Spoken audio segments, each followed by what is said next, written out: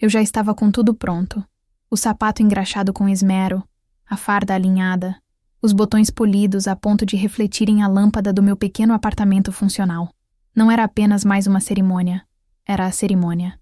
Um evento formal da Marinha onde, pela primeira vez, meu nome apareceria na lista de homenagens com a patente atual destacada, à frente de oficiais com sobrenomes mais pesados, com históricos familiares dentro da força, com pais generais, tios almirantes e avós em bustos de bronze. Eu não vinha de nenhum desses.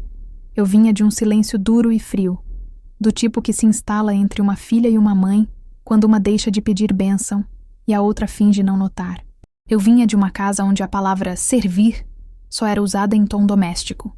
Servir o jantar, servir o marido, servir de exemplo. Nunca como escolha de vida, nunca como vocação. Quando decidi que enviaria o convite à minha mãe, não foi por carência ou esperança. Foi quase um ato de disciplina emocional. Eu precisava cumprir meu dever pessoal de ainda oferecer a ela um espaço de honra, mesmo que fosse apenas simbólico. Mandei o envelope azul marinho com o brasão dourado da Marinha e a caligrafia caprichada do setor de cerimônias. Nada além do essencial. Sem bilhete, sem coração desenhado no verso, sem assinatura. Um gesto nu. Ela recebeu 2 dias depois. Ligou no fim da tarde, como quem checa se um boleto é verdadeiro. Não perguntou se eu estava bem, não disse que ficou surpresa ou orgulhosa. Apenas soltou aquela voz seca de quem nunca se permite dobrar a espinha. Você vai mesmo fardada? Parece uma fantasia de teatro. Era esse o tom. Não de preocupação, mas de desprezo camuflado. Não importava se eu fosse homenageada por 3 décadas de serviço, se estivesse diante de ministros ou em posição de comando. Para ela, farda era brincadeira. Para ela, eu era ainda a menina que voltava suada do colégio militar e ouvia que estava acabando com as axilas da camisa branca, ou cheirando a suor de homem. Eu segurei o celular com firmeza, como se pudesse, naquele momento, calar a vibração ácida da voz dela com a palma da mão. Tive vontade de desligar. Mas ao invés disso, apenas respirei fundo. Não valia a pena argumentar com quem só via o que queria ver. Então, em tom firme, disse apenas: é uma cerimônia da Marinha, mãe. A farda é obrigatória. Ela respondeu com uma risada breve e cortante. Você ainda insiste nisso. Você é uma vergonha para todos nós. Antes que eu pudesse responder, desligou. E eu fiquei ali, no meio da sala, com a farda pendurada na porta do armário e os olhos fixos na insígnia que levei 23 anos para conquistar. Nunca foi para ela. Nunca seria. Mas ainda assim, doía. Não por falta de aceitação, essa ferida já tinha virado cicatriz, mas porque mesmo depois de tudo, de cada missão em mar aberto, de cada noite dormida no convés sob tempestade, de cada carta escrita e nunca enviada, havia uma parte de mim que ainda esperava algo, nem que fosse um gesto mínimo. Você vai estar linda.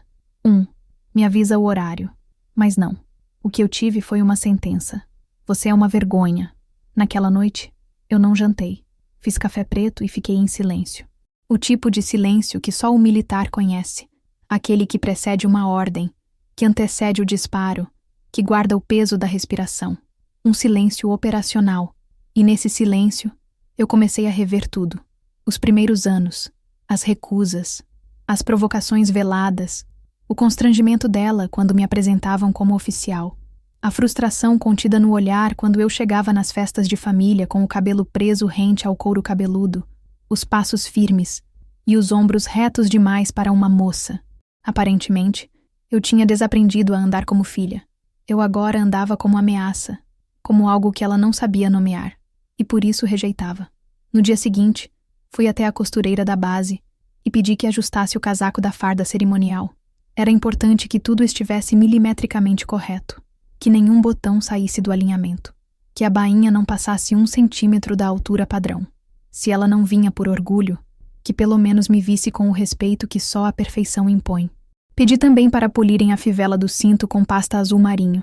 Mandei engomar os punhos e escolher a melhor versão do meu cap. Não seria um desfile de vaidade. Seria uma marcha de afirmação. Eu já não precisava da aprovação dela, mas faria questão de ser lembrada com precisão. No fundo, algo me dizia que ela apareceria. Não por carinho, mas por vigilância. Minha mãe sempre teve esse dom agridoce de observar de longe apenas para confirmar que ainda podia desprezar. E se ela viesse, eu não a impediria, porque naquele salão, pela primeira vez, eu não seria Carla, a filha da dona Nair. Eu seria a almirante Carla. E pela primeira vez, ela teria que ver isso, mesmo que fosse com os olhos marejados de decepção, mesmo que fingisse que não significava nada, mesmo que fosse a última vez. Eu sabia. Aquela cerimônia não seria apenas um momento militar. Seria o campo de batalha emocional final entre duas verdades que nunca se tocaram. Eu sabia quem eu era. Ela, aparentemente, ainda não. Mas isso estava prestes a mudar. Eu tinha 15 anos quando coloquei uma farda pela primeira vez. Não era nada imponente. Camisa branca engomada, calça azul marinho e um coturno preto que me pareceu pesado demais para o meu corpo. Mas quando me olhei no espelho do banheiro comunitário do colégio militar naquela manhã de segunda-feira, algo mudou. Não foi só a imagem. Foi o gesto. Pela primeira vez, eu sentia que estava vestindo algo que não precisava da aprovação de ninguém, nem mesmo da minha mãe. Ela havia feito questão de deixar claro que aquilo era uma vergonha. Você se inscreveu escondido? Como se fosse um homem? Vai marchar igual soldado agora? A voz dela cortava como faca cega. Não sangrava, mas feria fundo. Quando passei na seleção, ela não apareceu na reunião de pais. Não assinou nada. Fui sozinha. Apresentei os documentos que faltavam. Disse que meu pai estava em missão. Mentira. E que minha mãe estava doente. Mentira de novo. A diretora apenas assentiu. Talvez já estivesse acostumada com meninas que precisavam mentir para serem quem eram. Naquela primeira semana, levei tudo no braço. Uniforme, mochila, pastas e o bendito coturno que já começou a fazer bolhas no primeiro dia. Quando cheguei em casa, cansada, orgulhosa e com dor nos pés, fui direto à lavanderia. Deixei a farda dobrada em cima da máquina de lavar, junto com uma nota. Mãe, por favor, lava para mim? Tenho formatura na sexta. Não obtive resposta. Na quarta-feira, procurei meu coturno para engraxar. Não estava no armário, nem debaixo da cama, nem no quarto. Vasculhei tudo, até que encontrei, por acaso, empurrado para trás da máquina de lavar, onde só cabia algo se fosse colocado de propósito. Estava ali, enfiado entre a parede mofada e o tambor, sujo, suado e com cheiro de abandono. Naquela noite não jantei com ela. Fiquei no quarto, com a porta fechada, esfregando o coturno com uma escova velha de dente e detergente. A cada esfregada eu pensava, por quê? Não era uma rebeldia, não era uma crise de adolescente. Era vocação. Eu queria servir, eu queria disciplina, eu queria algo que minha casa nunca teve, ordem. E aquilo, para minha mãe, era como uma traição. Ela preferia que eu tivesse ido para a faculdade de letras, feito estágio em escritório, usado saia-lápis e maquiagem leve. Qualquer coisa que não envolvesse apito no pescoço, escala de guarda e bandeira nacional. Ela dizia que eu era esquisita, inútil, masculina demais. Tinha nojo quando eu chegava com o uniforme suado, depois de uma tarde de instrução. Uma vez, cuspiu no chão da cozinha e disse: vai tomar banho antes de tocar na comida. Eu tinha acabado de receber uma medalha por desempenho físico. Estava feliz, mas ali aprendi que minha felicidade não cabia naquela casa. A pior parte era o silêncio. Ela não me xingava o tempo todo. Ela não gritava, não quebrava coisas. Era mais frio do que isso, mais cruel. Era o desprezo silencioso, o olhar de canto de olho, o prato colocado com desdém na mesa e retirado antes que eu terminasse de comer. Como se minha presença fosse um erro de cálculo. Como se ela quisesse voltar no tempo e me empurrar para outra direção. Qualquer uma, desde que não fosse essa. Na formatura de cadetes, 3 anos depois, eu fui chamada ao palco para receber uma menção honrosa. Primeiro lugar em estratégia, segundo lugar em conduta, destaque na turma. Todos tinham familiares nas arquibancadas. Pais chorando, mães aplaudindo de pé, irmãos gravando com celulares. Eu tinha a cadeira vazia número 108, marcada com o nome dela. Vazia. Porque mesmo tendo sido convidada, mesmo com transporte oferecido, ela disse que não podia perder a novela. Eu lembro da coordenadora me abraçando e dizendo: você é forte. Eu sorri, mas naquela noite, Deitei no beliche com a farda dobrada embaixo do travesseiro e chorei como uma criança que perde a mãe na rodoviária. Não porque eu queria carinho, mas porque eu queria ser vista. Apenas isso. Ser reconhecida como filha, ou como soldado, ou como ser humano. No aniversário de 18 anos, cheguei em casa de surpresa. Tinha acabado de receber meu distintivo e queria mostrar. Bati na porta com um bolo de mercado e uma garrafa de refrigerante. Ela abriu, olhou para mim de cima a baixo e disse: "Vai estragar o sofá com essa roupa suja?" Eu só estava com o uniforme azul. Nem coturno eu usava naquele dia. Era a versão de passeio. Mesmo assim, ela fez questão de demonstrar que minha presença era desconfortável. Sentou-se no sofá, cruzou os braços e perguntou: "Vai continuar nisso até quando?" Eu não respondi. Apenas comi um pedaço do bolo, em silêncio, com o distintivo ainda no bolso. Daquele dia em diante, algo se partiu de forma definitiva. Eu parei de tentar. Não a odiava, mas parei de esperar. Me alistei formalmente para a primeira missão em outro estado. Fui para a costa, depois para o norte, depois para a fronteira. Cada nova base era um afastamento, mas também era uma libertação. Porque em cada novo quartel, em cada novo grupo, eu era reconhecida pelo que eu fazia, não pelo que eu deixava de ser. O tempo passou. Eu ganhei patentes, ganhei cicatrizes, ganhei respeito. Mas a imagem do coturno escondido atrás da máquina de lavar nunca me deixou. Sempre que eu calço esse modelo, ainda hoje, me lembro, porque ali foi a primeira vez em que eu entendi o que é ser rejeitada por ser quem se é, e que a única maneira de continuar era calçar aquele coturno com mais firmeza. Não como defesa, mas como símbolo, como armadura. E é por isso que agora, tantos anos depois, ao olhar para a farda pendurada na porta do meu armário para a próxima cerimônia, eu sorrio com a mesma calma de quem já marchou na lama, já comandou embarcação com pane e já foi ignorada pela própria mãe no dia mais importante da vida. A diferença é que agora, quando eu pisar naquele salão, eu não estarei com o coturno escondido nem com a cabeça baixa. Estarei com a mesma farda que ela rejeitou, mas que hoje carrega minha história inteira e que será chamada em alto e bom som. Foi numa manhã abafada de dezembro que o alto-falante anunciou o meu nome pela primeira vez, com a formalidade de um título militar. Cadete Carla Ribeiro, destaque em estratégia, tática e disciplina. O som ecoou pelo auditório coberto com estandartes da Marinha, medalhas reluzentes no peito de superiores que haviam vindo de todo o país e um público que aplaudia com entusiasmo. Menos na fileira onde estava a cadeira 27, a única com um espaço reservado e vazio, marcada com uma etiqueta simples: Senhora Nair Ribeiro, mãe da formanda. Ela não foi, e nem avisou. Eu soube que não iria quando tentei ligar no dia anterior e recebi apenas uma mensagem: boa sorte. 2 palavras, 9 letras e nenhuma presença. Era como se aquilo que eu estava prestes a viver não fosse real, como se não valesse o deslocamento de 3 horas de ônibus, como se não justificasse nem mesmo uma ligação para dizer: estou orgulhosa. Mas eu fui, com a farda impecável, as divisas costuradas com precisão, os cabelos presos com grampos contados e o coração latejando entre um passo e outro.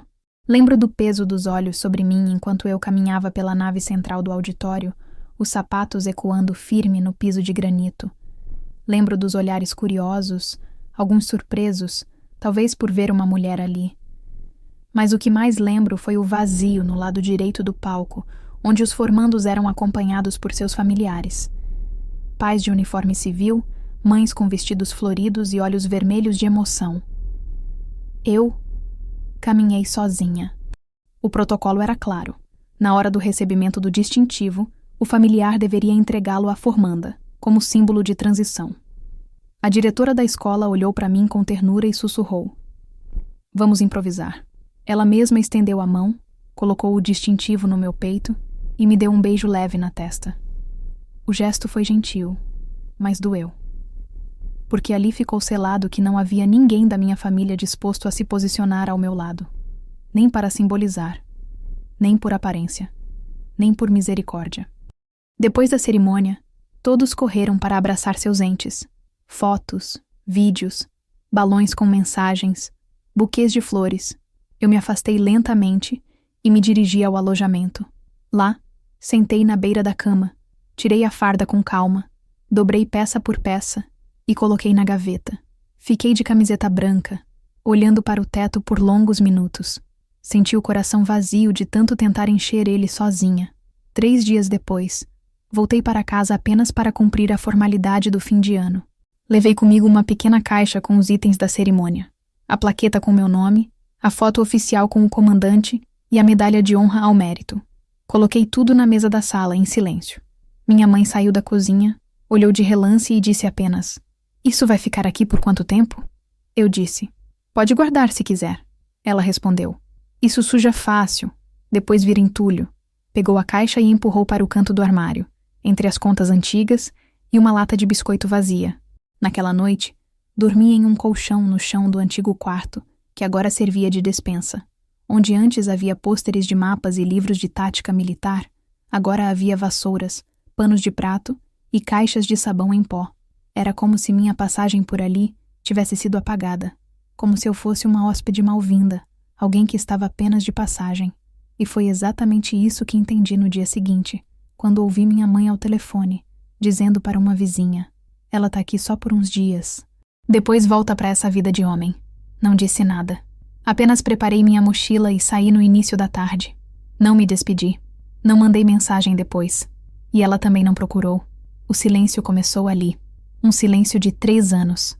3 anos sem chamadas, sem cartas, sem felicitações em datas comemorativas, sem nenhum esforço de aproximação. Nem mesmo quando soube, pela minha tia, que fui promovida a tenente. Nem quando saí na matéria de um jornal local por participar de uma missão humanitária no litoral norte.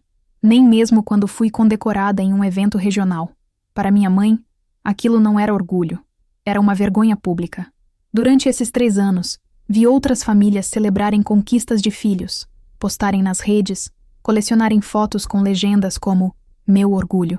Vi mães com lágrimas nos olhos entregando anéis de formatura, pais erguendo netos durante desfiles da força. Eu observava de longe, sempre de longe, e aprendi que solidão pode ser mais leve quando a gente não a resiste, quando a gente veste ela com a mesma dignidade com que veste uma farda. Eu me reconstruí nesse tempo, não por ódio, mas por necessidade, porque já não fazia sentido mendigar afeto de quem considerava meu sucesso uma afronta. Aprendi a ser minha própria referência, a guardar as medalhas não por vaidade, mas como lembretes de que eu nunca precisei de aplausos para marchar. E foi esse silêncio, o dela e o meu, que tornou ainda mais simbólico o que estava por vir. Porque naquele convite enviado com brasão dourado, onde se lia "cerimônia de promoção", havia uma escolha embutida. Não era sobre presença física, era sobre coragem emocional. Ela teria uma chance de me ver sendo reconhecida oficialmente como almirante, não por obrigação de mãe, mas por decisão pessoal. E mesmo que não viesse, mesmo que fingisse de novo que não via valor em nada disso, eu já não precisava mais. Porque naquele palco, com ou sem ela, a cadeira 27 não ditaria mais quem eu era. A única coisa que ainda restava entre nós era um eco do passado. E mesmo esse eco estava começando a se calar. A notícia da transferência chegou numa manhã nublada de segunda-feira, junto com o café ralo e o cheiro de mofo do alojamento que já não me pertencia. O envelope era discreto, como todos os documentos importantes costumam ser, sem alarde, sem cores vivas, apenas o brasão da Marinha no canto esquerdo superior e meu nome em fonte preta no centro. Eu já sabia o conteúdo antes de abrir. Parte de mim vinha esperando por aquilo fazia tempo. E a outra parte... Bom, a outra parte já tinha feito as malas muitos meses antes, mesmo sem saber. A ordem era clara. Realocação imediata para a base flutuante Delta 4, no setor sul do Atlântico. Uma plataforma móvel, isolada do continente, operando sob clima extremo e rotinas ininterruptas. O tipo de designação que muitos recusavam por medo do tédio, da distância ou do frio. Mas para mim, aquilo soava como o único lugar onde eu não precisaria explicar quem eu era. Só provar. Não liguei para minha mãe. Não deixei bilhete, nem mensagem, nem qualquer tipo de aviso. Eu sabia que, mesmo que fosse informada, ela não se importaria. Talvez até visse com alívio a ideia de me ter ainda mais distante. E por mais estranho que pareça, isso me deu liberdade. A liberdade de partir sem amarras, sem culpas, sem aquela expectativa tola de que, um dia, ela diria algo diferente. Não mais.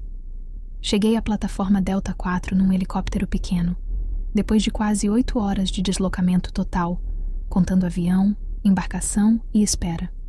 O vento era cortante, o cheiro de ferrugem se misturava ao sal e havia uma vibração contínua no metal sob os pés, como se a própria base respirasse com esforço. Era um monstro flutuante com alma própria, o tipo de lugar onde ninguém está por acaso, o tipo de lugar onde máscaras não sobrevivem por mais de um turno. A tripulação me recebeu com neutralidade. Sabiam meu nome, meu histórico, minha patente, mas ainda não sabiam minha voz. E isso, naquela estrutura gelada, valia mais do que qualquer ficha curricular. Nos primeiros dias, mantive distância. Observei. Entendi as rotinas, os silêncios, os códigos informais entre os marinheiros mais antigos. Sabia que para comandar ali, eu teria que primeiro ser aceita. E para ser aceita, eu teria que mostrar, com ações e não com ordens, que meu lugar não era um presente, era conquista, e conquistei. Uma decisão difícil durante um blackout elétrico evitou que um curto-circuito atingisse o compartimento de oxigênio. Um protocolo arriscado durante uma tempestade salvou 2 oficiais que haviam se perdido na zona cega da plataforma. Uma ação rápida durante um vazamento de óleo impediu uma explosão. A cada turno, um gesto. A cada gesto, um olhar que mudava. Eles começaram a me ouvir com atenção, depois com respeito, e por fim, com deferência. Foi ali, naquele recorte esquecido do Atlântico Sul, que eu fui chamada pela primeira vez de comandante, com convicção, não por obrigação hierárquica, mas porque eles passaram a confiar que, se tudo desabasse, era a minha voz que eles queriam ouvir. E quando 3 meses depois, um oficial mais antigo me chamou de senhora, em vez de senhorita pela primeira vez, senti algo dentro de mim se reorganizar. Não porque eu precisasse da palavra certa, mas porque, pela primeira vez, ela vinha sem sarcasmo. A solidão da base não me doía. Pelo contrário, me curava. Era o primeiro lugar onde o silêncio não era desprezo. Era apenas silêncio. E nele, eu conseguia me escutar. Entendi que minha identidade não era algo a ser defendido contra ninguém. Era algo que apenas era. Estava ali, palpável, forte. Rígido como o aço da plataforma que suportava ondas de 15 metros, mas flexível o suficiente para se adaptar às missões que o comando enviava sem aviso. Durante as madrugadas em que o gerador zumbia como uma criatura viva, eu ficava no convés superior, observando o mar negro, cortado pela lua e pelo eco das minhas próprias escolhas. Às vezes, pensava na minha mãe, não com saudade, mas com aquela espécie de curiosidade distante que a gente sente ao olhar para uma foto antiga de alguém que nos fez mal. Me perguntava se ela saberia onde eu estava, se imaginava a minha rotina, se em algum canto da memória dela havia uma vaga lembrança de uma filha com coturno sujo e olhos famintos por reconhecimento. Provavelmente não. Ali, entre oficiais suados, alarmes constantes e relatórios de segurança, comecei a construir algo que nenhuma ausência materna poderia desfazer. Um nome. Um nome que, em breve, deixaria de ser apenas um registro em ficha de missão e se tornaria patente. Uma patente que ninguém me deu. Eu arranquei com esforço, dor e dignidade. Não era sobre subir de cargo. Era sobre deixar claro que meu caminho não precisou de bênção. Que eu não fui criada para caber no orgulho de ninguém, mas para existir com integridade, mesmo quando ninguém aplaudia.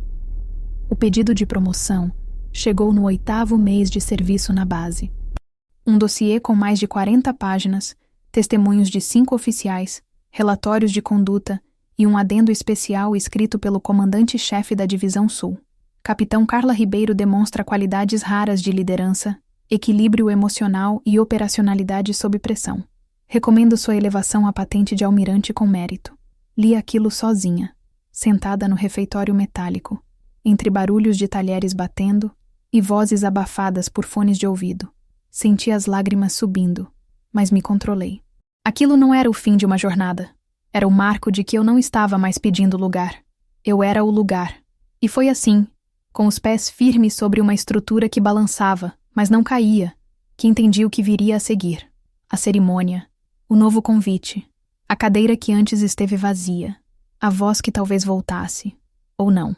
A mesma mãe que recusou minha farda quando eu era adolescente agora teria nas mãos o convite oficial para testemunhar, diante de dezenas de autoridades, que sua filha era almirante da Marinha. Não mais cadete. Não mais a vergonha da família. Mas a comandante de uma frota. Não por revanche, não por teatro, mas por justiça. O convite foi enviado. Discreto. Objetivo. Sem bilhete. Sem cobrança. E pela primeira vez, eu sabia que, estivesse ela presente ou não, nada mudaria mais o que eu era. A carta chegou numa manhã de quinta-feira, em um dos raros momentos de calmaria na base.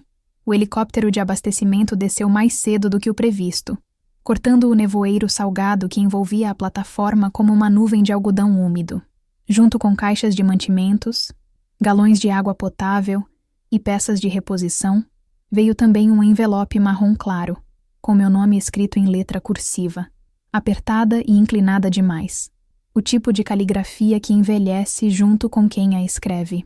Eu reconheci de imediato. Mesmo depois de tantos anos de silêncio, aquele traço me era familiar como o peso de um gesto nunca feito.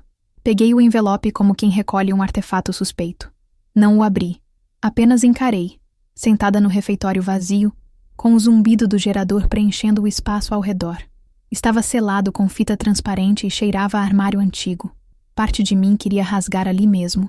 Outra parte, menor e menos racional, desejava que houvesse dentro algo diferente dessa vez. Um pedido de desculpas, talvez. Sinto orgulho de você. Me perdoe. Eu não sabia como amar do jeito certo. Levei o envelope comigo para o alojamento, onde o deixei em cima da escrivaninha por 2 horas sem tocá-lo. A cada olhada de relance, meu estômago se contraía como se aquele pedaço de papel tivesse o poder de me desmontar inteira. E no fundo, tinha.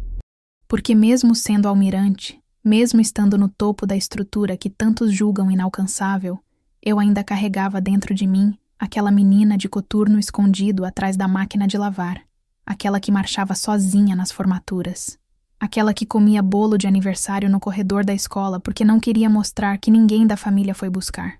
Depois de muito tempo olhando para a carta, respirei fundo e passei o dedo por baixo da aba. Rompi o lacre. Havia uma única folha dobrada em 3 partes, com as dobras marcadas de forma quase obsessiva. Desdobrei com cautela. Li apenas a primeira frase. Você continua querendo ser homem, não é? Foi suficiente. As palavras se embaralharam. A raiva subiu não como grito, mas como um nó seco no peito. Uma náusea de passado. Uma vertigem de tudo o que foi feito em silêncio. De todas as vezes que eu preferi o controle à explosão. Eu podia imaginar o resto do conteúdo. Acusações veladas, conselhos não pedidos, lembranças distorcidas de uma infância em que ela achava que eu ainda podia ser consertada. Mas ali, naquela frase, estava tudo. Estava a essência de uma vida inteira sendo mal interpretada, reduzida, desumanizada. Como se disciplina fosse rigidez, como se comando fosse arrogância, como se força fosse ausência de feminilidade, como se ser militar fosse, por si só, deixar de ser mulher. Apertei o papel com força e o rasguei em 2, depois em 4, depois em 8, de forma metódica, cuidadosa, quase simbólica, como se cada pedaço rasgado fosse também um fragmento de julgamento cortado do meu peito. Não chorei, não tremi, apenas caminhei até a lixeira de aço do alojamento e joguei os pedaços como quem enterra um nome que não precisa mais carregar.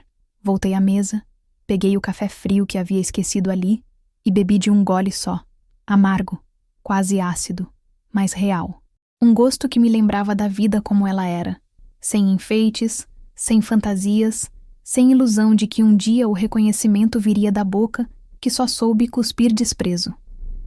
Naquela tarde, ao preencher relatórios de missão, meu nome aparecia ao lado do título Almirante Provisória em Execução de Comando Local.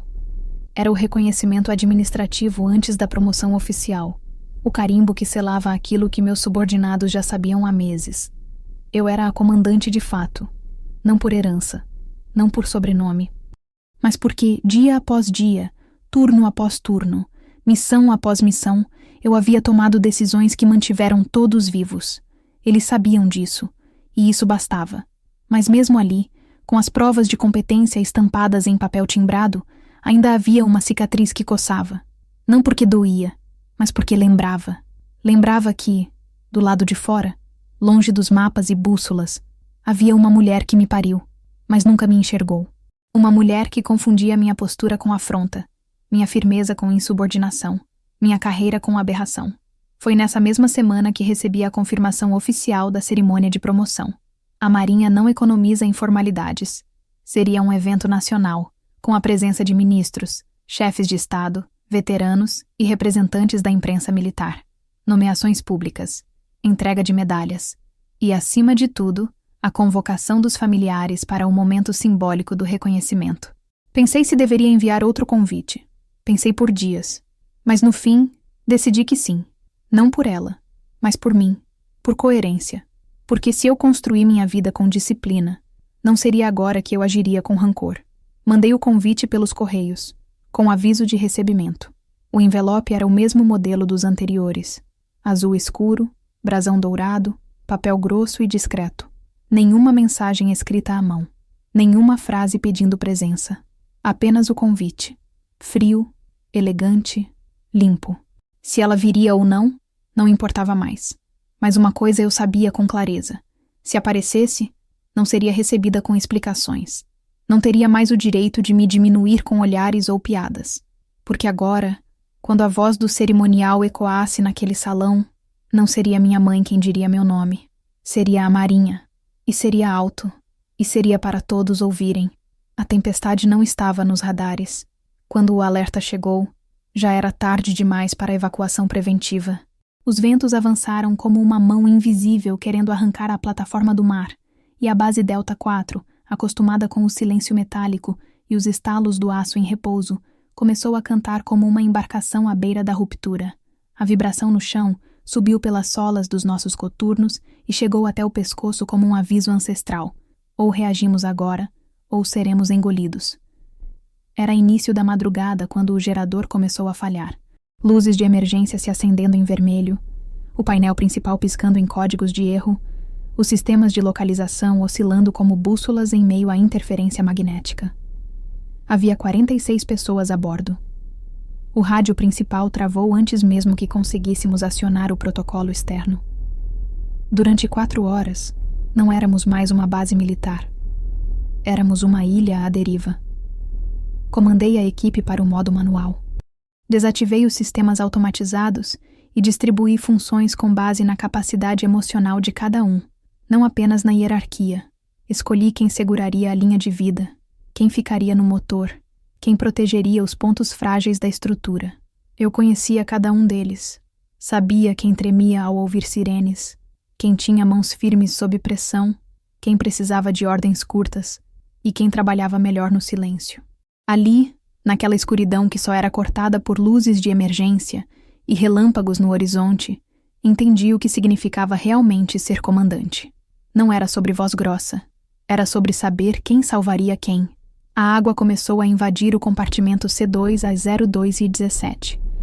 Uma brecha nos selos hidráulicos. Ordens vinham pela metade. Interfone falhando. Códigos repetidos em gritos para os setores que ainda conseguiam escutar. Eu desci até o nível inferior com a equipe de contenção e ajudei pessoalmente a fechar as válvulas de pressão. Meus braços doíam como se estivessem rasgando de dentro para fora, e a máscara de contenção me sufocava. Mas eu me recusava a soltar o metal até sentir que o clique da trava estava completo. A água recuou. A estrutura resistiu. Subi de volta com a respiração ofegante, os cabelos grudados na pele e a farda molhada até a cintura. No caminho, vi 2 oficiais dormindo sentados no corredor, de exaustão. Uma técnica de rádio tremia abraçada ao próprio capacete, com sangue seco na testa. Um sargento fazia compressão torácica em um colega desacordado. E mesmo ali, no coração do caos, eu não senti pânico. Senti o peso. E o aceitei. Às 04h42, conseguimos retomar o sinal de emergência.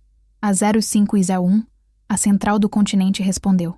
Às 06h13, os ventos começaram a se dissipar, e às 06h47, quando o helicóptero de resgate sobrevoou a base e iluminou o convés com seu holofote principal, eu ainda estava em pé, reta, suja, quebrada por dentro, mas inteira na postura.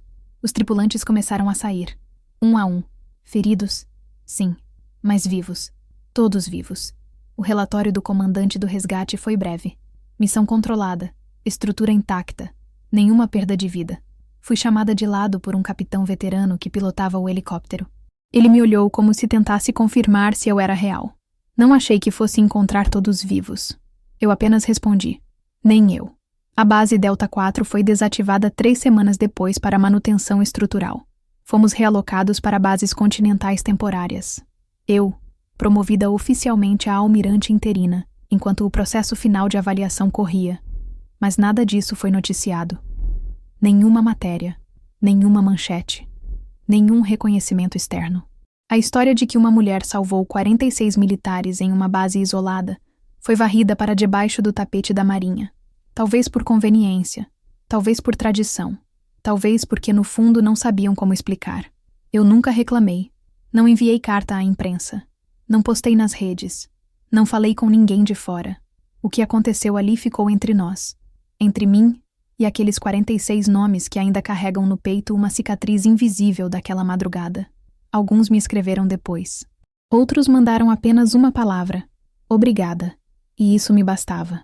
Mas uma parte de mim, mesmo em silêncio, sabia que aquela missão era mais do que sobrevivência. Era a resposta concreta a tudo que disseram que eu não seria. Era a refutação prática à frase: você continua querendo ser homem, não é? Porque o que fiz naquela madrugada não foi por provar masculinidade. Foi por cumprir um dever que ultrapassa gênero, aparência ou expectativas familiares. Foi por responsabilidade, por instinto, por liderança real. E foi por isso que, dias depois, quando recebi o comunicado oficial da cerimônia de promoção, com data, local e protocolo, não tremi. Apenas fechei o laptop, respirei fundo e me olhei no espelho do alojamento temporário. Os olhos estavam mais fundos. As rugas no canto apareciam com mais força, mas a expressão era a mesma de quem marchou sozinha desde os 15 anos. Dessa vez, no entanto, não era sozinha por ausência. Era por convicção. Ali estava selado o que viria a seguir: a sala, o microfone, os nomes anunciados e, talvez, entre os rostos anônimos do público, um olhar familiar. Um olhar que, mesmo depois de tudo, não teria coragem de aplaudir, mas também não teria como fingir que não viu, porque no meio do salão, diante de todos, a voz diria: Almirante Carla, posição de destaque. E nem mesmo o silêncio dela poderia apagar esse som. O e-mail chegou às 08h46 da manhã de uma terça-feira. O assunto era simples: cerimônia de promoção, diretrizes e protocolo. Cliquei sem pressa, mesmo sabendo que cada palavra contida naquele corpo de texto mudaria oficialmente o modo como o mundo militar me enxergaria. Era o fim de uma longa estrada feita de marchas solitárias, de jantares em silêncio, de aplausos que não vinham da família, mas dos que viram com os próprios olhos o que significa ser comandante mesmo sem plateia. O texto era protocolar. A linguagem, fria. Mas havia um trecho que me paralisou por alguns segundos. A presença de familiares é recomendada para o momento de entrega simbólica da insígnia de promoção, reforçando o vínculo entre a trajetória pessoal e a honra institucional. Li mais uma vez. Depois outra. Aquilo que para tantos era apenas uma formalidade, para mim era um ponto sensível como uma ferida mal cicatrizada. A promoção era oficial, irreversível, confirmada em ata e assinada pelo alto comando. Mas ainda havia ali um espaço reservado para uma presença que sempre se negou a ocupar qualquer posição ao meu lado. Fechei o notebook com calma e me levantei.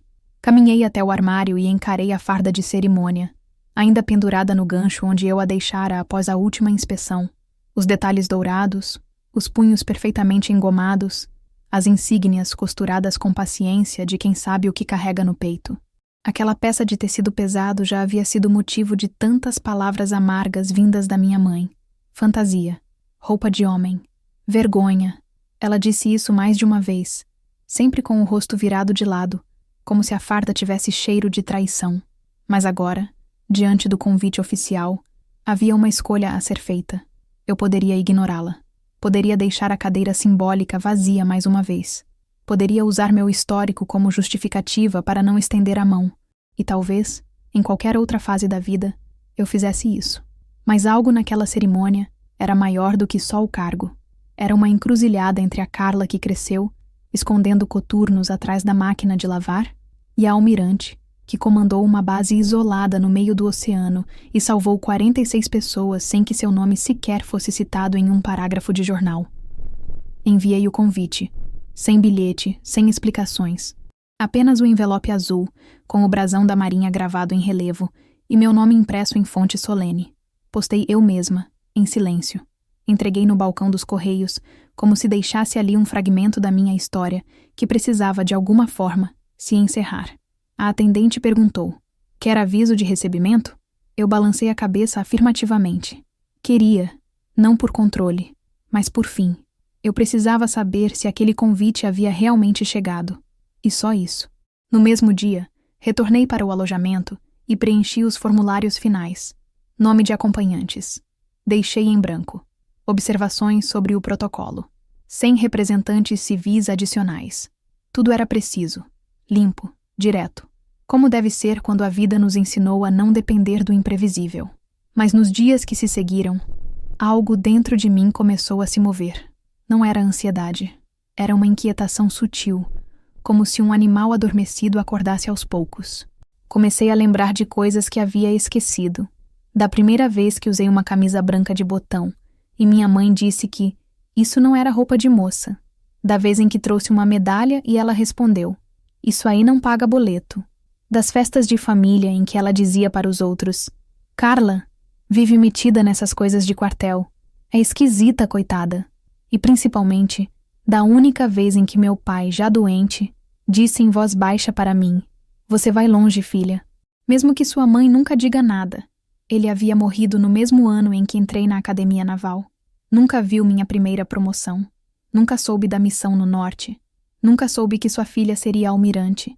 E talvez por isso eu tenha enviado aquele convite com a firmeza de quem não queria uma plateia, mas sim encerrar o ciclo diante de quem sempre me negou o espaço. 4 dias depois, recebi o aviso de recebimento, assinado à caneta com o nome dela. Nada mais. Na noite anterior à cerimônia, preparei minha farda como sempre fiz, com as próprias mãos. Passei o tecido, alinhei os ombros, poli os metais, cortei as pontas soltas da costura, deixei os sapatos ao lado da cama. Dormi com a farda ao alcance dos olhos, não por vaidade, mas como ritual. A cada cerimônia, eu fazia isso. Era uma forma de lembrar o caminho percorrido, de me manter presente no corpo que tantas vezes tentaram diminuir. Pela manhã, acordei antes do despertador. Vesti a farda sem pressa. Prendi o cabelo com o coque regulamentar. Passei um batom discreto. E saí do alojamento com a sensação de que algo grande, muito maior do que a patente, estava prestes a acontecer. No caminho para o salão principal da Marinha, onde a cerimônia aconteceria, vi pessoas entrando com flores, com trajes de gala, com filhos pequenos correndo entre as cadeiras. Oficiais sendo abraçados por esposas, maridos, pais e mães sorridentes. Vi beijos na testa, sorrisos envergonhados, lágrimas de alegria. E mais uma vez, caminhei só. Mas dessa vez, pela primeira vez, eu não me senti vazia. Me senti inteira. A fileira reservada aos familiares estava quase cheia.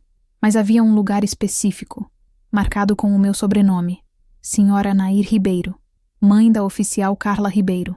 Estava ali, diante de todos, com o brasão bordado em dourado na plaquinha. Eu não olhei de imediato. Passei reto. Mantive a postura.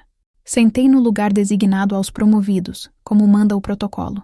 Mas no momento em que a voz da cerimônia começou a chamar os familiares para a entrega da insígnia, um a um, nome por nome, algo dentro de mim tremeu. E então, ouvi: "Almirante Carla Ribeiro, presença de familiar confirmada. Por favor, posicionem-se ao centro." Me levantei com o corpo ereto, a coluna reta, os passos firmes. E pela primeira vez, caminhei para o centro de um salão não para receber um prêmio, mas para encarar o fim de uma história que me moldou inteira. Minha mãe estava lá. Não sorria. Não chorava, mas estava. E mesmo que não dissesse nada, o simples fato de estar já era tarde demais. Porque agora, quem diria meu nome, em alto e bom som, diante de todos os presentes, seria uma voz masculina, oficial, irreversível. E quando ela dissesse Almirante Carla, posição de destaque, não haveria mais volta. Cheguei com 2 horas de antecedência. Não por ansiedade, mas por disciplina. Chegar cedo é o primeiro gesto de respeito com qualquer missão, e aquela, para mim, era a mais silenciosa e definitiva. Entrei no salão cerimonial da Escola Naval Central pela lateral, com a credencial de oficial homenageada pendurada no pescoço e o passo medido, uniforme, alinhado. As botas de verniz ecoavam no piso de mármore como um lembrete de que, mesmo quando tudo parece em silêncio, há sempre alguém marchando com firmeza. O local era monumental. Bandeiras dispostas em semicírculo, cada uma representando uma missão. Lustres altos, pendendo como testemunhas caladas de cerimônias passadas. E cadeiras em número suficiente para centenas de pessoas. Oficiais, autoridades, familiares, jornalistas, fotógrafos, cadetes e convidados civis de honra. Havia também os pequenos luxos simbólicos. Água em garrafas de vidro com etiquetas bordadas, estandartes com fios de ouro, músicas de fundo executadas por uma orquestra militar posicionada ao lado do púlpito. Entreguei minha identificação, recebi a insígnia provisória numa caixinha azul e fui conduzida à primeira fileira do lado direito, reservada para os promovidos. Me sentei com a calma de quem já não espera aplauso de ninguém. Ao meu lado, um oficial mais novo, nervoso, ajeitava a gola da farda com mãos trêmulas. Do outro, uma mulher da aeronáutica, com olhos marejados e um buquê em miniatura escondido na bolsa. Ambos falavam baixo, trocavam olhares, arrumavam detalhes. Eu permaneci em silêncio, com os olhos fixos no palco à frente, mas ouvidos atentos ao redor. Aos poucos, o salão começou a se encher. A primeira onda de sons foi a dos passos dos familiares. Passos menos firmes, menos treinados, mas muito mais barulhentos. Sorrisos soltos, celulares levantados, crianças ansiosas perguntando se já vai começar. Reconheci a linguagem corporal das famílias típicas. Pais que não entendem o protocolo, mas se enchem de orgulho. Mães que tentam se conter, mas sempre entregam o choro antes da hora. Foi nesse momento que, mesmo sentada, comecei a perceber os olhares. Alguns vinham disfarçados, outros nem tanto. Pessoas que cochichavam ao olhar o crachá na minha farda. Vi uma senhora apontar discretamente para mim e dizer algo ao marido. Depois, vi o marido franzir o senho e sussurrar de volta. É ela. Sozinha? Ninguém da família veio? Não tem ninguém com ela? E então, como se o salão todo tivesse concordado numa espécie de murmúrio coletivo, os sussurros começaram a se espalhar, como fumaça lenta, por entre as fileiras. Coitada, veio sozinha. Nem um pai, nem mãe. É a única mulher na fileira da frente. Será que é divorciada? Olha ali, o lugar dela tá vazio. Aquele lugar tá reservado, mas ninguém apareceu. Triste, né? Um momento desses. E ninguém pra apoiar. Eu ouvi tudo. Não com raiva. Com um tipo de calma que só o soldado calejado reconhece. Era o tipo de frase que já não entrava mais. Não machucava, mas deixava marcas como poeira sobre medalha. Você limpa, mas ela sempre volta. Porque aquelas pessoas não sabiam. Não sabiam da farda escondida, do coturno atrás da máquina, da cadeira vazia na formatura, da carta rasgada, do silêncio de 3 anos, do convite enviado por educação e não por esperança. Não sabiam das madrugadas em que marchar era a única forma de me manter ereta por dentro. Não sabiam da missão no sul do Atlântico, do gerador falhando, dos 46 corações batendo sob minha responsabilidade. E muito menos, sabiam do quanto eu já me reconstruí sem um único aplauso familiar. A orquestra iniciou o prelúdio. As luzes do salão se ajustaram. O comandante subiu ao púlpito e anunciou a abertura oficial. Os hinos foram executados com perfeição. E então, os nomes começaram a ser chamados. Um a um, os promovidos subiam. E com eles, seus familiares. Pais chorando. Mães com flores. Irmãos uniformizados tirando selfies. A cada nome, a plateia reagia. Aplaudia. Registrava. Fazia parte. Eu permaneci sentada, firme. Até que ouvi. Almirante Carla Ribeiro. Presença de familiar confirmada. Por favor, posicionem-se ao centro. Aquela frase mudou tudo. Os sussurros cessaram como uma lâmpada que se apaga. Alguém atrás de mim murmurou: "Ela tem família?" E eu quase sorri. Levantei-me com tranquilidade. Caminhei até o centro do salão, olhando apenas para o púlpito. E então, do canto da minha visão periférica, vi ela, minha mãe. Estava ali, na última fileira, lado esquerdo. Usava um vestido escuro, simples, e os cabelos presos com o mesmo coque de sempre. Não havia flores nas mãos, nem sorriso no rosto, nem lágrimas nos olhos, mas estava ali, sentada, posta, presente, pela primeira vez. E ali, naquele exato momento, entendi o valor da ausência constante. Porque foi ela que me ensinou a nunca depender da presença. A voz do cerimonialista preencheu o salão. Almirante Carla, posição de destaque. O salão inteiro se calou. Eu caminhei os últimos metros até o centro. Me virei para a plateia, com o queixo erguido e o peito em repouso, não para confrontar, mas para mostrar, com a força do silêncio, que nenhuma ausência tem mais peso do que a presença que construí em mim. E por fim, sem buscar aplausos, permaneci em pé, porque ser reconhecida diante de todos não era mais sobre ter sido rejeitada por alguém, era sobre, mesmo rejeitada, ter seguido e vencido. Quando a cerimônia se aproximava do clímax, o salão estava tomado por uma solenidade densa, quase cerimonial demais, até para os próprios militares. Os hinos haviam sido executados com precisão cirúrgica, os discursos lidos com aquela entonação redonda e impessoal, os agradecimentos distribuídos com os nomes já decorados. Mas naquele ambiente onde tudo seguia um roteiro quase imaculado, havia uma tensão invisível circulando entre as fileiras. Eu sentia isso. Não era sobre nervosismo, era antecipação. Era o momento que, embora todos soubessem que viria, ninguém ousava antecipar. Porque quando o cerimonial chamasse o meu nome, não seria apenas mais uma promoção. Não seria só mais um título sendo anunciado. Seria o momento em que a presença negada durante toda a minha vida teria que me encarar. A voz do comandante ecoou pelo sistema de som com o mesmo tom formal de sempre.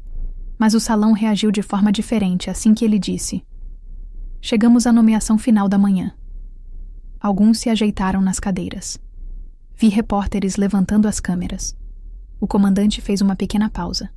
Pegou a pasta cerimonial azul escura com brasão prateado e abriu com cuidado.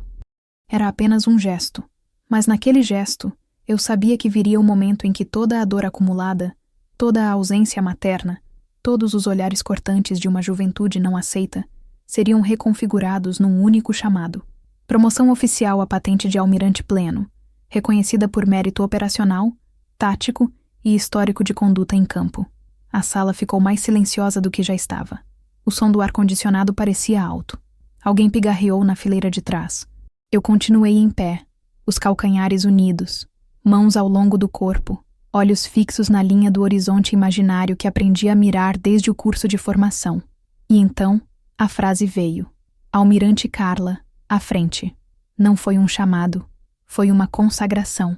Naquele instante, todos os murmúrios cessaram. Todos os olhares voltaram-se para mim, alguns com respeito, outros com surpresa, e outros ainda com uma curiosidade desconcertante, como se naquele momento percebessem que estavam diante de algo que não conseguiam encaixar nos padrões esperados de uma cerimônia militar. Uma mulher, sozinha, que não chorava, que não sorria, que apenas marchava. Avancei 2 passos. A distância entre meu lugar e o centro do palco era curta, mas dentro de mim era como atravessar um oceano inteiro de memórias. Cada passo carregava o peso de um aniversário em que não me ligaram, de um Natal em que não me convidaram, de um almoço de domingo em que minha farda foi motivo de piada. Cada passo era um nome que não me chamaram, um orgulho que não tiveram, um amor que não souberam entregar. Mas quando alcancei o centro do salão, tudo isso desapareceu, porque agora não havia mais espaço para ausência, só havia espaço para permanência. O comandante se posicionou diante de mim com a medalha em mãos. A fita azul marinho reluzia sob a luz branca dos refletores. Ele falou algumas palavras que eu não escutei, não por desrespeito, mas porque o som do meu próprio sangue batendo nos ouvidos era mais alto. Ele prendeu a medalha na minha farda com um gesto lento. Depois me olhou nos olhos e disse: por tudo que representa e tudo que enfrentou, é uma honra ter você entre nós, almirante. Assenti com a cabeça. Um oficial à direita pediu que eu me virasse para a plateia. E ali, sob os olhos de todos, fui apresentada como Almirante Carla Ribeiro, diante de jornalistas, generais, ministros e oficiais da reserva. Diante de estranhos, diante de colegas, diante de gente que nunca ouviu meu nome, e diante dela, minha mãe. Ela ainda estava na última fileira, estática, as mãos cruzadas sobre a bolsa, o rosto imóvel. Mas eu vi, eu juro que vi, um músculo tremer perto da boca, como se algo nela finalmente tivesse cedido. Não foi emoção, foi constatação. Porque ela sabia que, a partir daquele momento, não importava mais o que dissesse, não importava mais o que pensava. A mulher que ela tanto tentou diminuir, agora ocupava o centro de um dos salões mais respeitados da Marinha, e não havia mais argumento que anulasse aquilo. Porque não fui colocada ali por um favor, fui colocada ali por serviço, por mérito, por luta. Vi fotógrafos tirando fotos, vi flashes, vi sorrisos que não se dirigiam a mim, mas à ideia do que eu representava. E mesmo assim, sorri de volta, por educação, mas também por soberania. Depois do protocolo, fui liberada para os cumprimentos. Oficiais vieram um por um, me abraçaram, me saudaram. Uma mulher da aeronáutica, que eu nunca tinha visto antes, apertou minha mão com força e disse: obrigada por existir. Eu não respondi, apenas fechei os olhos por um segundo e respirei fundo. E então, com passos leves e demorados, minha mãe começou a caminhar em minha direção. Atravessou o salão como quem caminha sobre um campo minado de lembranças. As pessoas abriram espaço. Todos perceberam. Ela se aproximou. Parou a poucos centímetros de mim. Me olhou de cima a baixo. Não com reprovação. Não com orgulho. Mas com algo diferente. Algo que nunca vi no rosto dela. Silêncio e impotência. Abriu a boca. Mas nenhuma palavra saiu. E eu apenas permaneci ali. Imóvel. Serena. Firme como uma base em alto mar. Ela então baixou os olhos, tocou o broche da medalha no meu peito e apenas disse: é bonita. Foi tudo. Virou as costas e foi embora. E eu fiquei. Porque agora, finalmente, eu era maior do que tudo que me faltou. Ela se foi sem aplauso, sem lágrima, sem retrato ao meu lado. E mais importante, sem desculpas. Atravessou o salão com passos pesados e olhos baixos, como quem carrega o peso de ter recusado algo que não volta. Não me abraçou, não pediu perdão. Não disse eu me enganei, nem você me orgulha, nem mesmo aquele vago e atrasado parabéns. Apenas tocou a medalha no meu peito, como se quisesse confirmar que era real, como se precisasse sentir o metal para aceitar que a filha que ela passou a vida tentando moldar, ou apagar, agora era inalcançável, intocável, oficial. Eu a observei sumir no meio das cadeiras, sem me mover. Havia uma parte de mim que queria correr atrás e dizer: você ainda pode fazer diferente. Mas era uma parte pequena, e finalmente vencida, porque aquela frase nunca veio. E eu aprendi ao longo dos anos que quando algo não vem por vontade própria, não vale a pena ser arrancado. A cerimônia terminou com o hino executado pela banda militar. Eu permaneci de pé até o último acorde. Não havia mais plateia, apenas silêncio. Um silêncio diferente daquele da infância. Não mais um vácuo doloroso, mas um espaço amplo, livre, habitável. Pela primeira vez, o silêncio não me doía. Ele me acolhia. No camarim dos oficiais, tirei a farda com a mesma delicadeza com que vesti, dobrada, alinhada, encaixada na capa como armadura que cumpriu seu dever. Olhei meu reflexo no espelho e vi os olhos de alguém que não precisava mais provar nada, nem para a mãe, nem para o mundo, nem para si. O reflexo de alguém que passou a vida toda esperando por uma frase que nunca veio e que finalmente entendeu que essa espera era uma prisão e que agora, com ou sem ela, a liberdade era minha. A medalha ainda pesava no bolso, mas não por vaidade, Era um peso simbólico, o peso de uma história que não precisou de ninguém para começar, nem de ninguém para terminar. E ali, naquele fim de tarde, saí do prédio da Marinha caminhando sozinha, como sempre fiz. E dessa vez, não foi solidão, foi escolha. Nos dias seguintes, choveram mensagens. Parabéns de colegas de turma, oficiais mais jovens me escrevendo: "A senhora é uma inspiração", antigos comandantes parabenizando minha trajetória. Recebi flores anônimas no alojamento, convites para entrevistas, lives com mulheres de carreira, painéis sobre liderança feminina. Recusei todos, não por desprezo, mas porque, naquele momento, não precisava ser ouvida. Eu precisava apenas existir, em paz, sem precisar justificar nada. Na semana seguinte, fui transferida para um cargo de estratégia continental, uma posição de comando mais burocrática, com menor visibilidade operacional. Era esperado. O alto comando às vezes recompensa com conforto, outras vezes com invisibilidade elegante. Aceitei sem protesto. Eu sabia jogar o jogo, e dessa vez eu jogava por mim. Organizei minha nova sala com cuidado. Livros de tática, um relógio naval antigo, um porta-retratos com a minha turma da base flutuante, os 46 que ficaram vivos, e ao lado, uma cópia discreta da medalha recebida. No centro da mesa, uma caneta tinteiro azul. E dentro da primeira gaveta, guardado como um lembrete mudo, o último convite cerimonial que enviei à minha mãe. Guardei-o não por saudade, mas como quem guarda o documento final de um processo encerrado. Meses se passaram. Então, numa manhã fria, chegou uma carta. Não reconheci o remetente de imediato, mas a letra sim, aquela caligrafia antiga, apertada, inclinada demais, sem perfume, sem data, apenas um envelope simples com meu nome escrito de forma quase hesitante. Abri. Dentro, um papel dobrado em 4, e nele, apenas uma frase: "Não fui uma boa mãe, mas você foi tudo o que eu não soube sonhar." Fechei os olhos, e por um instante, o mundo pareceu parar. Não chorei, não sorri, apenas respirei, e entendi que, enfim, a frase tinha vindo. Tardia, curta, mas não vazia. Guardei a carta na gaveta ao lado do convite. E naquele dia, quando fui chamada para a minha primeira reunião como almirante em plenitude de comando, saí da sala com os ombros tão retos quanto quando entrei na Marinha aos 15 anos. Mas agora, algo dentro de mim tinha mudado, porque quando o soldado do corredor bateu continência e disse: "A senhora está autorizada a seguir, almirante Carla", eu respondi com a voz firme de quem já não precisava mais ser filha para ser inteira. Autorizada, e em paz.